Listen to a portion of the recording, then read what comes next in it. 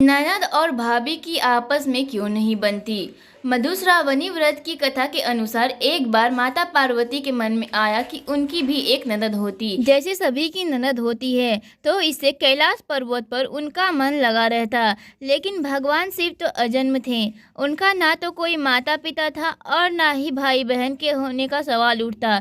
यह बात माता पार्वती अपने मन में रख बैठ गई।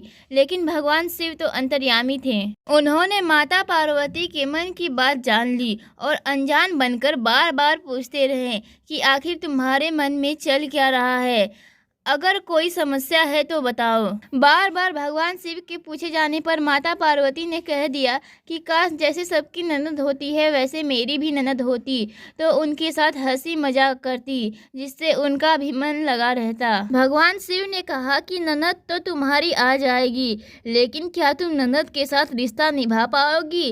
कहीं अगर दोनों के बीच नहीं बनी तो क्या होगा? पार्वती जी ने कहा कि आखिर ननद से मेरी क्यों नहीं बनेगी, मैं ननद भाभी के रिश्ते को अच्छे से निभा लूंगी। फिर क्या था, भगवान शिव ने अपनी माया से एक देवी को उत्पन्न कर दिया। भगवान शिव ने जिस देवी को उत्पन्न किया वह देखने में काफी मोटी थी और उनके पैरों में बड़ी बड़ी मोटे दरारें थी। भगवान शिव ने कहा कि यह तुम्हारी ननद है और इनका नाम असावरी देवी है। पार्वती जी ने अपनी ननद को देखकर बहुत खुश हो गई और झटपट से अपनी ननद असावरी देवी की सेवा करने लग गई। असावरी देवी पहले स्नान करके आई और भोजन मांगने लगी। तभी पार्वती जी ने भोजन परोस दिया। देखते देखते असावरी देवी भंडार में जो भी था वह सब कुछ खा गई। माता पार्वती और भगवान शिव के लिए कुछ भी नहीं बचा।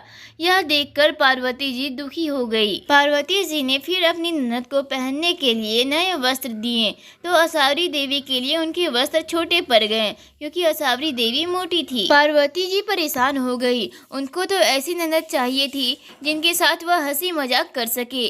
तभी उनकी ननद असावरी देवी को मजाक सूझा और उन्होंने पार्वती जी को अपने पैरों की दरार में छुपा लिया, जिससे उनका दम घुटने लगा। भगवान शिव ने माता पार्वती के बारे में असावरी देवी से पूछा कि आखिर पार्वती कहाँ है, तो उन्होंने झूठ बोल दिया कि वह नहीं जानती कि आखिर पार्वती कहाँ है। पार्वती जी चाहती तो आ जाती, लेकिन ननद की ठिठोली समझकर वह उन दरारों में बैठी रही।